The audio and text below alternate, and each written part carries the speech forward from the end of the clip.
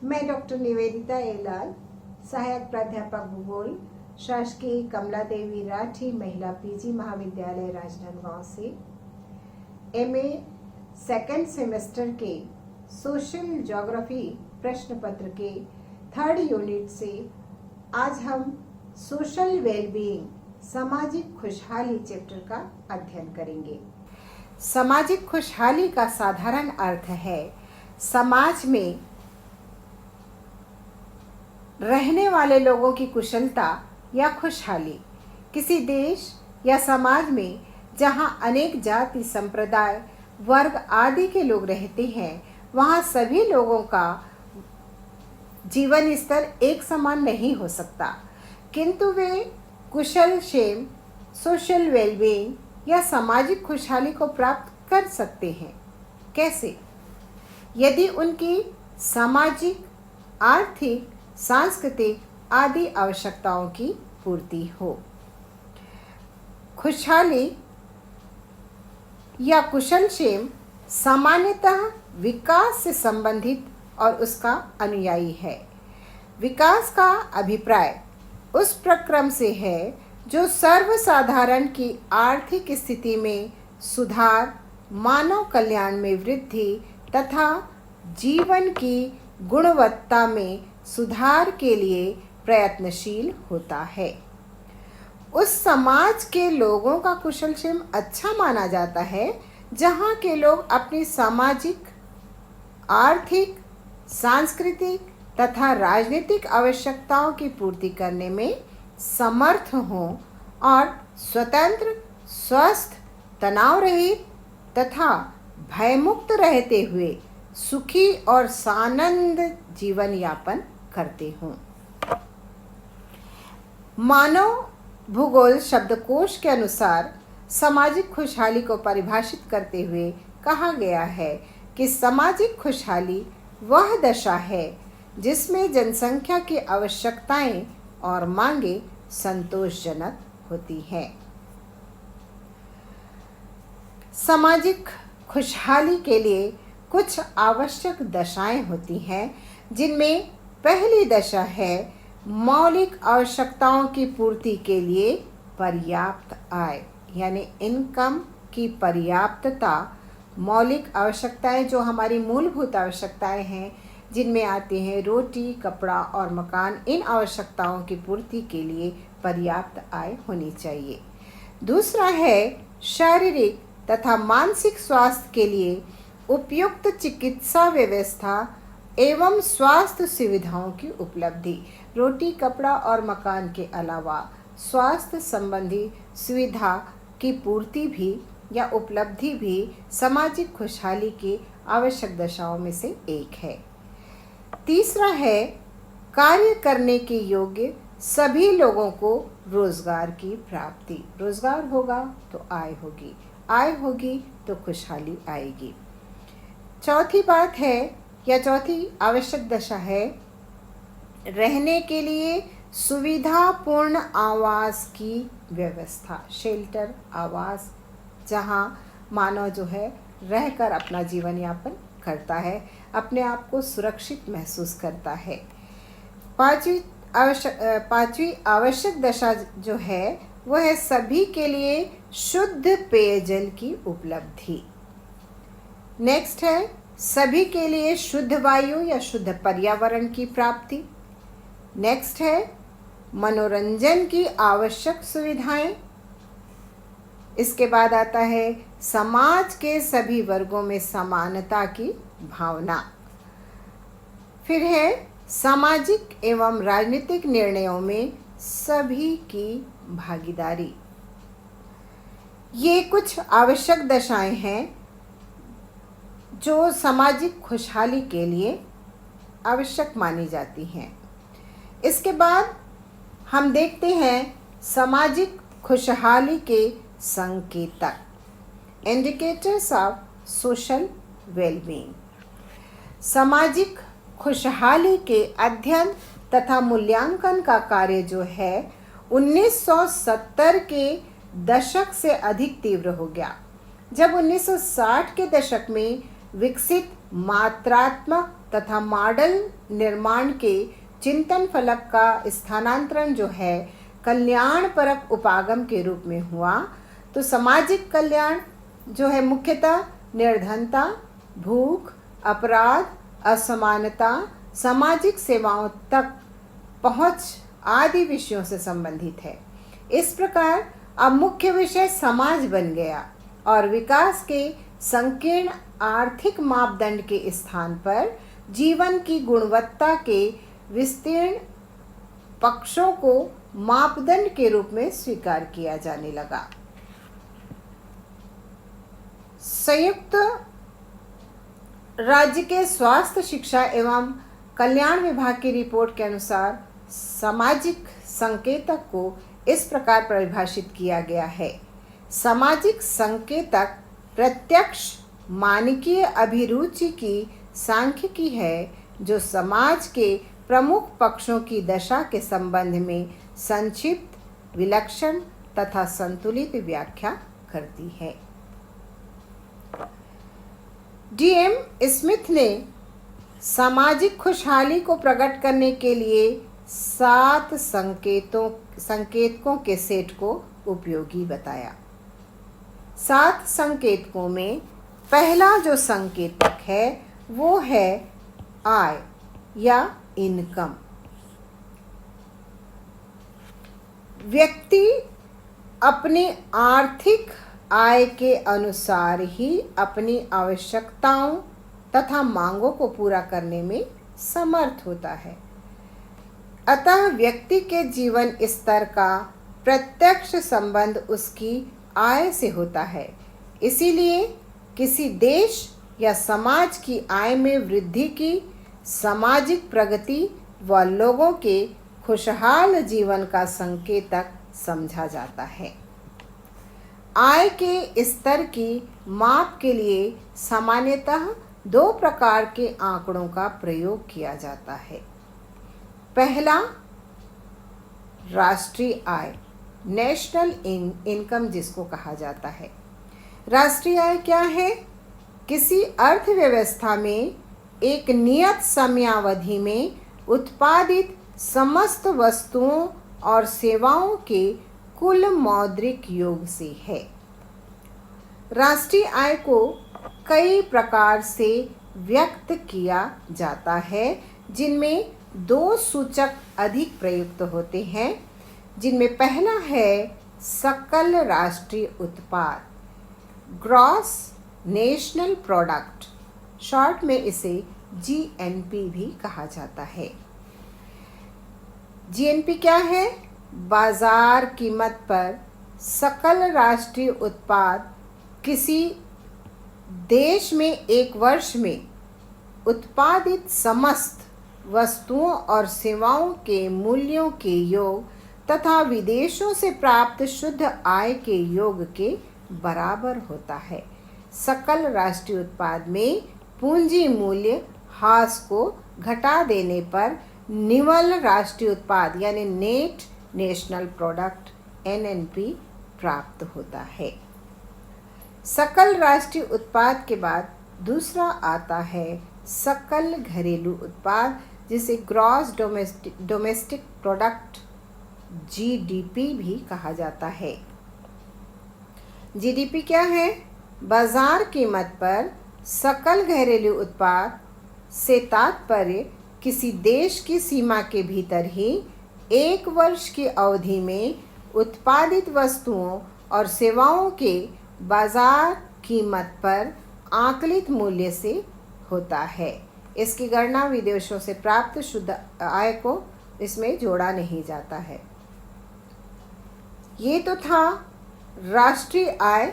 राष्ट्रीय आय के 2 सूचक इसमें प्रयुक्त किए गए, एक सकल राष्ट्रीय उत्पाद जीएनपी और दूसरा है सकल घरेलू उत्पाद जीडीपी।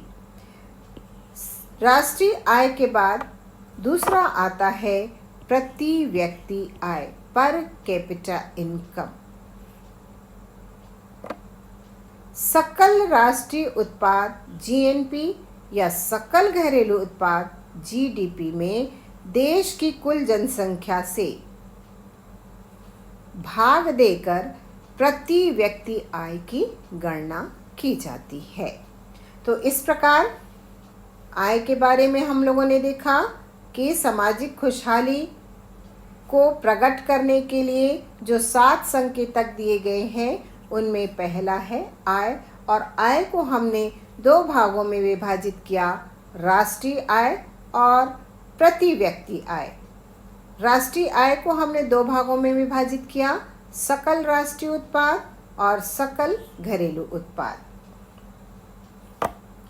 अब दूसरा जो फैक्टर है या दूसरा जो संकेतक है वो है रोजगार, एम्प्लॉयमेंट।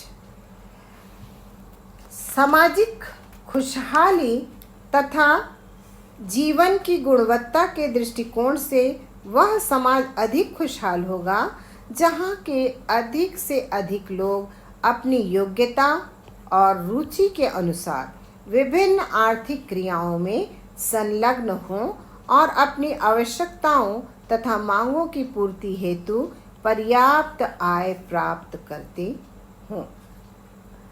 सामाजिक खुशहाली में रोजगार की नितांत आवश्यकता होती है। ऐसे व्यक्तियों को बेरोजगार माना जाता है जो लोग कार्य करने में सक्षम और तत्पर होते हुए भी किसी भी प्रकार की आर्थिक क्रिया में सम्मिलित नहीं हो पाते हैं या अपनी अभिरुचि के अनुसार उनको काम नहीं मिल पाता, जिसकी वजह से वो आर्थिक कार्य में अपना कोई योगदान नहीं दे पाते हैं। रोजगार तथा आय के अभाव में बेरोजगार व्यक्ति अपने परिवार के अन्य कार्यशील व्यक्ति या व्यक्तियों पर आश्रित होते हैं। तीसरे जो संकेतक है वो है आवासीय दशा। गृह या आवास मनुष्य की 3 प्राथमिकताओं भोजन, वस्त्र और आश्रय में से एक है। प्रत्येक व्यक्ति तथा परिवार को रहने के लिए, कार्य करने के लिए, वस्तुओं को रखने के लिए, अन्य आवश्यक कार्यों के लिए गृह या आवास की आवश्यकता होती है। गृहों के आकार प्रकार व्यक्ति की आर्थिक और सामाजिक स्थिति के अनुसार विभिन्न प्रकार के हो सकते हैं। निर्धन और धनी के गृहों का जो स्वरूप है या ग्रामीण और नगरीय गृहों के स्वरूप में पर्याप्त अंतर पाया जाता है। ग्रामीण गृह अधिकांशतः पर्यावरण के अनुकूल तथा स्थानीय रूप से जो उपलब्ध सामग्री है, जैसे मिट्टी है, घास फूस है, लकड़ी है, पत्थर है, इनसे बनाए जाते हैं, जबकि नगरीय क्षेत्रों में बनने वाले मकान जो हैं ईंट, पत्थर, कंक्रीट, सीमेंट, लोहा इत्यादि महंगी सामग्रियों से बनाए जाते हैं। इसके अलावा नगरों में बहुमंजिल गृहों की बहुलता देखी जाती है, जबकि ग्रामीण क्षेत्रों में गृह जो बनते हैं वो कच्चे और 1 मंजिल वाले होते हैं। उस समाज या देश में जीवन की गुणवत्ता उच्च मानी जा सकती है जहां अधिकांश या सभी लोगों के रहने के लिए सुविधाजनक आवास जो है उपलब्ध हों। इसके बाद चौथा जो सूचकांक है वो है स्वास्थ्य या हेल्थ।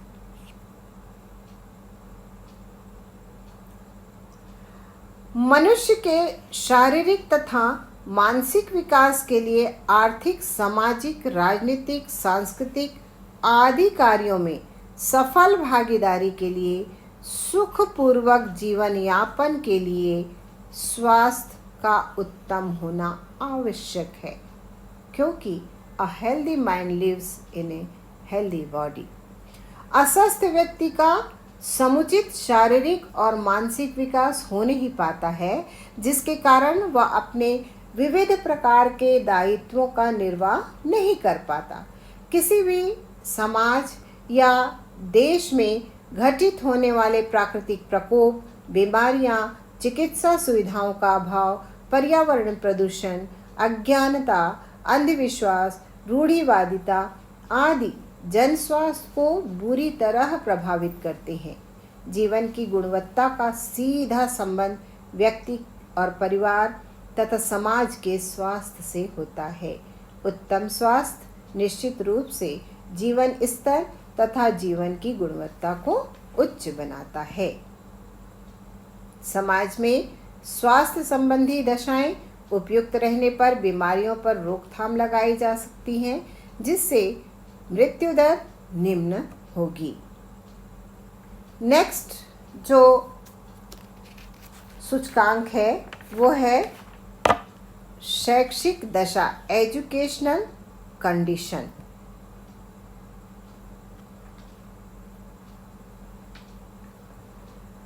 शिक्षा व्यक्ति के सोचने विचारने कार्य करने की योग्यता में वृद्धि करती है और उसे उच्च जीवन स्तर की प्राप्ति हेतु नवीन खोजों तथा कौशलपूर्ण कार्यों को करने की दिशा में प्रवृत्त करती है। इससे सामाजिक, आर्थिक व सांस्कृतिक प्रगति का मार्ग प्रशस्त होता है और जीवन स्तर उच्चतर हो जाता है। शिक्षा और प्रशिक्षण द्वारा व्यावसायिक गतिशीलता उत्पन्न होती है और श्रम का प्राथमिक क्रियाओं से द्वितीयक, तृतीयक आदि कार्यों में स्थानांतरण होता है, जिसके फलस्वरूप व्यक्ति की आय में वृद्धि होती है और उसके जीवन स्तर में उत्थान होता है। नेक्स्ट जो सूचकांक है वो है सामाजिक व्यवस्था, सोशल सिस्टम। सामाजिक असमानता, ऊंच नीच की भावना, वर्ग भेद, जाति भेद, रंग भेद आदि की भावना सामाजिक जीवन को जटिल बनाती है और सामाजिक कुशलक्षेम में अवरोध उत्पन्न करने का कार्य करती है। प्राचीन हिंदू वर्ण व्यवस्था के अनुसार शूद्रों को सामाजिक पद सोपान में निम्न स्तर में रखा गया और उन्हें सुखी और उन्मुक्त जीवन के लिए आवश्यक जो अनेक कार्य हैं या उपभोग की वस्तुएं हैं उनसे वंचित रखा गया, जिसके परिणाम स्वरूप जो समाज का एक बड़ा वर्ग है अत्यंत विपन्न, दलित और उत्पीड़ित सामाजिक वर्ग के रूप में निम्न जीवन स्तर बिताने के लिए विवश रहा है। दलितों और अस्पृश्य जातियों के लोगों को अनेक प्रकार की यातनाएं और अपमान सहना पड़ता रहा है। इस प्रकार की सामाजिक व्यवस्था संपूर्ण समाज के कुशलक्षेम के लिए निश्चित रूप से अवरोधक का कार्य करती रही। स्वतंत्रता प्राप्ति के पश्चात देश में नियोजित परिवर्तन के उद्देश्य से संविधान में अनुसूचित जातियों, जनजातियों तथा पिछड़े वर्ग के उत्थान के लिए विशेष प्रावधान दिए गए। भारत में न्याय, स्वतंत्रता, समानता और बंधुत्व के लक्ष्य को ध्यान में रखकर देश के सर्वांगीण विकास के लिए नियोजित परिवर्तन की दिशा में महत्वपूर्ण प्रयास किए जा रहे हैं। इससे समाज में असमानता कम हो रही है, जिससे कि सामाजिक कुशलक्षेम और सामान्य जीवन स्तर में उत्थान की प्रवृत्ति में तीव्रता के लक्षण दिखाई दे रहे हैं।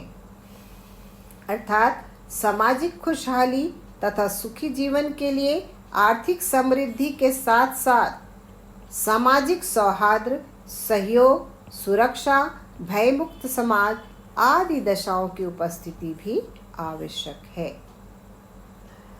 नेक्स्ट सूचकांक है सामाजिक एवं प्रशासकीय कार्यों में सहभागिता, participation in social and administrative activities. एक खुशहाल समाज के लिए आवश्यक है कि उसके सदस्य लोकतंत्रात्मक तरीके से अपने विचार प्रकट करने तथा सामाजिक व्यवस्था में सहयोग करने और नीति निर्धारण में योगदान प्रदान करने हेतु स्वतंत्र हों तथा किसी एक व्यक्ति या वर्ग द्वारा अन्य सामाजिक वर्गों पर किसी कार्य को करने के लिए अनावश्यक रूप से दबाव न डाला जाए। किसी परतंत्र देश या तानाशाही व्यवस्था के अंतर्गत साधारण जनता की जो सामाजिक कुशलता है और उच्च जीवन स्तर की कल्पना नहीं की जा सकती। अधिकांश जो अल्प विकसित देश 1948 से पहले परतंत्र थे और किसी भी नीति निर्धारण में उनका योगदान नहीं होता था। उन्हें अनेक प्रकार के अनिश्चित और अपमानजनक कार्यों को करना भी पड़ता था और उनकी जो सामान्य आवश्यकताएं थी उन पर भी ध्यान नहीं दिया जाता था, जिसके फलस्वरूप बेरोजगारी, निर्धनता, भूखमरी, दासता, अशिक्षा इत्यादि का एक छत्र साम्राज्य जो है वो दिखाई पड़ता था। स्वतंत्र होने के बाद ऐसे सभी देशों में ऐसी सरकारें बनी और राजनीति तथा सामाजिक आर्थिक नीतियों के निर्धारण और क्रियान्वयन से जनता की भागीदारी की व्यवस्था की गई, जिसके परिणाम स्वरूप साधारण जो जनता है उसके जीवन स्तर में क्रमिक सुधार होने लगा और सामाजिक कल्याण की दिशा में प्रगति होने लगी। नेक्स्ट है मनोरंजन तथा अवकाश, रिक्रिएशन एंड लेजर। सुखमय जीवन के लिए केवल कार्य अवसर की उपलब्धता, आय की अधिकता, आवश्यक वस्तुओं की उपलब्धता, पर्यावरण प्रदूषण युक्त आवास और सामाजिक, आर्थिक, राजनीतिक आदि क्रियाओं में भागीदारी का होना ही पर्याप्त नहीं है, बल्कि व्यक्ति को पर्याप्त अवकाश के समय और मनोरंजन की सुविधाएं उपलब्ध होना भी आवश्यक माना जाता है। शारीरिक या मानसिक कार्यों से उत्पन्न थकान को दूर करने में मनोरंजन के साधनों की महत्वपूर्ण भूमिका होती है। व्यक्ति की आवश्यकता, रुचि तथा दृष्टिकोण के अनुसार अलग अलग प्रकार के मनोरंजन के तरीके और साधन प्रयुक्त होते हैं। विभिन्न प्रकार के खेल, नृत्य, संगीत, थिएटर, सिनेमाघर, रेडियो, दूरदर्शन, इंटरनेट, कंप्यूटर आदि मनोरंजन के आधुनिक साधन हैं। अर्थात शारीरिक और मानसिक स्वास्थ्य के लिए कार्यों के बीच बीच में अवकाश का मिलना भी महत्वपूर्ण माना जाता है। इसके साथ साथ मनोरंजन भी करना चाहिए। इसके साथ ही हम लोगों ने आज सामाजिक खुशहाली क्या है, सामाजिक खुशहाली के लिए आवश्यक दशाएं और सामाजिक खुशहाली के संकेतकों का अध्ययन किया। इस टॉपिक में यदि किसी प्रकार की क्वेरी है, यदि आपके मन में इससे संबंधित कोई प्रश्न है तो आप मुझे मेरे कमेंट बॉक्स में लिखकर मुझसे पूछ सकते हैं और मैं उसका आंसर निश्चित रूप से दूंगी। Thank you so much.